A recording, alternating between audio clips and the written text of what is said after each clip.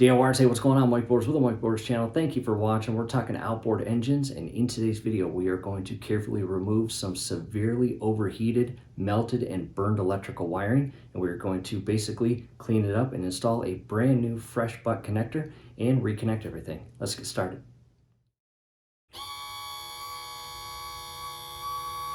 Take a step back, DIYers. If you are doing this project outside of the water like we are and you lower your outboard, do not allow that skag to dig into the ground. That would be terrible. Notice that there is a gap in between the ground and the skag. We're going to remove the top cowl. We've got a lever here, as well as on the back side. Right inside here. Take a step back. We've got an additional latch. Lower this and carefully lift up and pivot it up and out. Go slow, don't rush it, don't allow your cover to grab a hold or get tangled with any electrical wiring, fuel hoses, or anything for that matter. Coming starboard side, and a few things to point out. Again, there's our ignition coils and spark plugs. Oil tank, fuel filter, brand new inside there. However, there is the burned, overheating, melting wiring and connection or fitting. DIYers, that's not okay. We have to get that replaced. Camera now position again. There is the overheating and melting electrical connection. And as I just mentioned, DIYers, that is not okay. There's likely some corrosion inside there, or the electrical wiring inside the fittings have come loose and they are creating an electrical arc or short, and it is arcing, overheating, melting, and burning. Not good. We've got some little wire cutters. Down below in the comments and description will be links to purchase all of the parts shown in today's video, as well as the tools, and I'm going to cut basically real close to each of the little connections.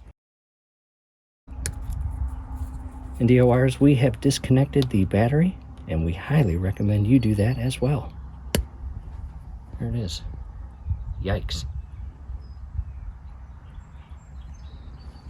From here, we need to splice the wires with this little splicer. We have a few options below. However, I believe that this is a 14 gauge. I could be wrong. However, when we splice, we are going to basically lock it in the 14 area there. Go slow. I'm going to inspect where I cut. And yep, fresh wire, no corrosion. At that point, I'm going to cut about maybe 3/4 of an inch, maybe a little less. Come in again, closing the little tool on the 14. Maybe come up a little more. And squeeze it ever so carefully. And I actually need to go to the 16, believe it or not. Better to start big as opposed to cut too much. That would not be good.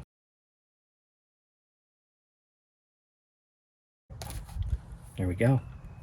That side is spliced. And I'll do the same for this side.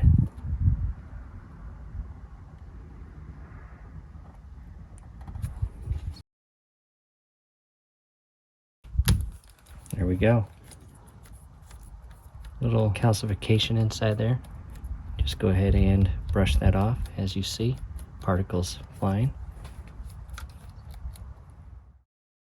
In front of us now is a heat gun, and again, down below in the comments and description will be links to parts and tools. And I've got some butt connectors. In our case, we need the 16 to 14 gauge, as you see there, and some electrical tape if we end up wanting it. Next, I remove one butt connector from each packaging. Again, the blue is what we will use. That's the 14 to 16 gauge. And the right, you may have this one, a 10 to 12 or larger wire. And inside here, it's a little easier to see. There is a little tab sticking up, and that separates each little insert that the wire will go into.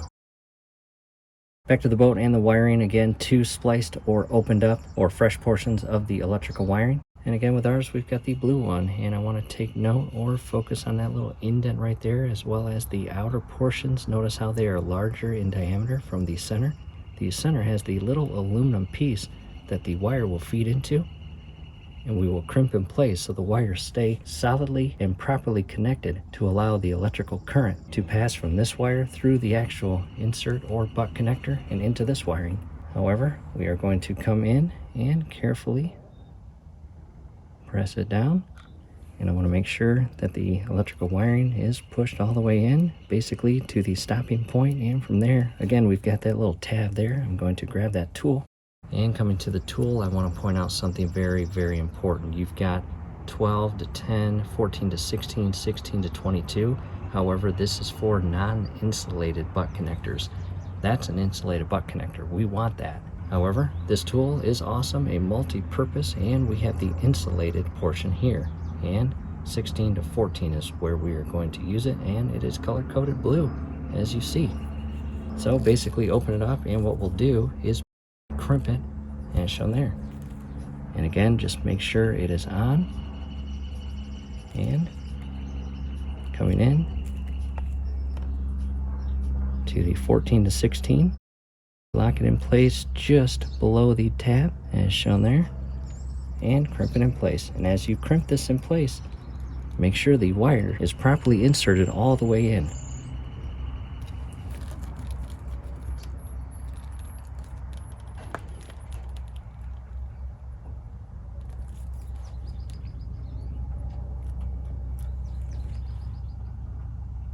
And that is solid.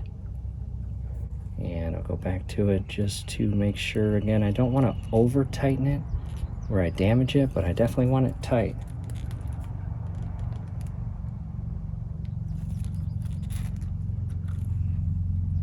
Because I don't want it arcing or coming loose. From here, this is where it can get a little tricky. Come in at an angle and get that wiring all the way in until it is flush with the inner tab. And again, that's where that little tab is right there. And same step, just coming in with the tool and blue color coded, insulated, and crimping it.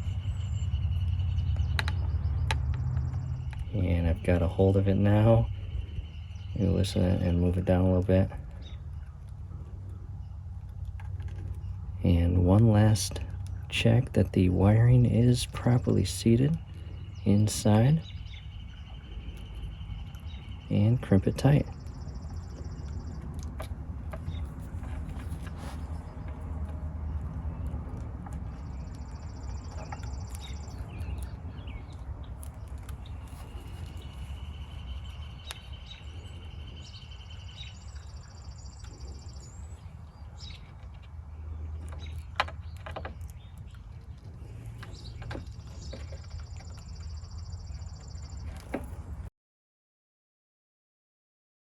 DORs at this point, just double check everything, and that is secured. I like that fitting and connection. From here, we'll grab that heat gun, and the cool thing about these little insulated butt connectors, you will see them basically shrink and really grab a hold of those wires and create an airtight and watertight seal by use of heat from the heat gun.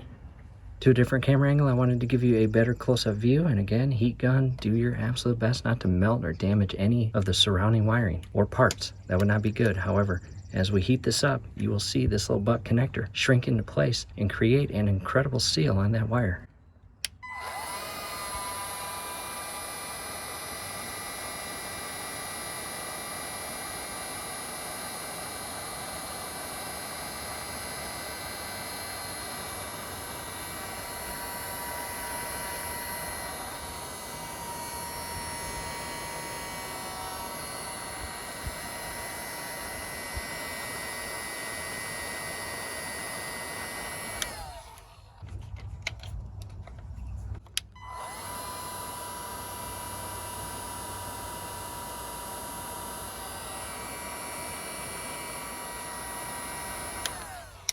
And I'll do the same for the bottom.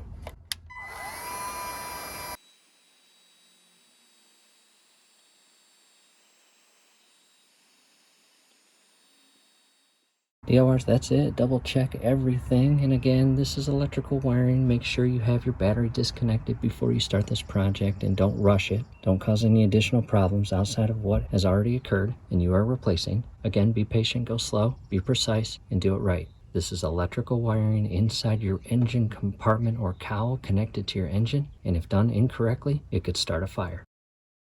Going into a close-up view, and again, the insulated butt connectors are awesome. As you heat them up, as you just saw, they create an incredible seal, as shown there. Take a step back into the old connection. Yikes. Not good. Back to the connection, and again, here is the burn piece compared to the brand new blue 16 to 14 gauge insulated butt connector. Huge upgrade. And again, if done incorrectly, could lead to this. So again, go slow, be precise, and hopefully this video will help you do it properly. And DIYers, hey, if you're still watching, to answer the question, was that melted, overheated, and burnt fitting causing any issues? Yes, it was. The ignition system was hit or miss every time we turned the key to start the engine. Taking a step back, and DIYers, what we are going to do next, we're not going to bore you with it. However, we are going to re-secure the black negative cable to the battery and restore electrical power. We're going to hook up the muffs and start the engine.